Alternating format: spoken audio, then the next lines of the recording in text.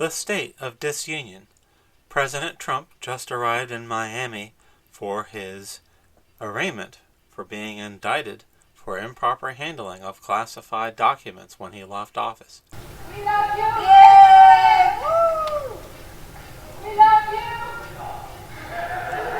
We love you! Yeah! Woo! Yes, we're good! Last night on Brian Kilmeade's primetime hour, presidential candidate Vivek Ramaswamy made a great point that gets lost in whether Donald Trump broke the law in his handling of presidential papers in his possession. A federal bureaucrat at the National Archives gets to decide which pieces of paper an ex-president retains are legal and illegal. A lowly bureaucrat at the National Archives, because they didn't like President Trump personally, set in motion the signing off by President Biden on the Department of Justice investigation which led to the FBI raid on Mar-a-Lago, followed by the appointment of a special prosecutor named Agent Smith, who has now indicted Trump. It is incredible that a lowly federal employee at the National Archives has the power to not only go after a former president, but to prevent them from running for office. But then it brings to mind the fact that a number of federal bureaucrats who otherwise have no power took it upon themselves to hamper or block President Trump's ability to carry out his constitutional duties as granted by the voters of this country.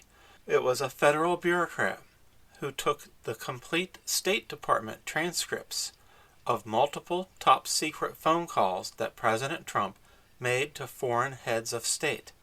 This person or persons has never been caught or charged for this crime, as it hampered Trump's ability to do his job, embarrassed him when these calls were published, and showed world leaders that they could not speak candidly with the new president as his own staff conspired against him.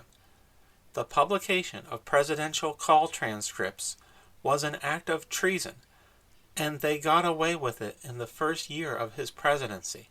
Then a federal bureaucrat who didn't even have the authority to listen in on a presidential phone call or to conduct foreign policy used hearsay from someone who did hear that phone call to assert that Donald Trump committed treason in his conversation with President Zelensky of Ukraine.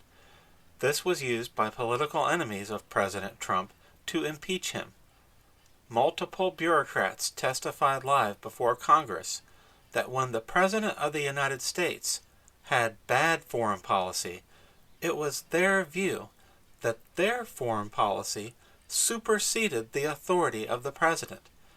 It is incredible to this day that Americans witnessed such arrogance from unelected bureaucrats who had their jobs for no other reason than they believed they were carrying on President Obama's foreign policy after Obama had left office. They considered this the peak of patriotism. And federal bureaucrats believed that as they did not vote for Donald Trump, that gave them the right to order wiretaps on Trump Tower and associates of President-elect and then President Trump. They also believed they had the right to hamper the new president's right to select his own staff, arresting multiple Trump associates for the crime of volunteering to serve their country in Trump's administration.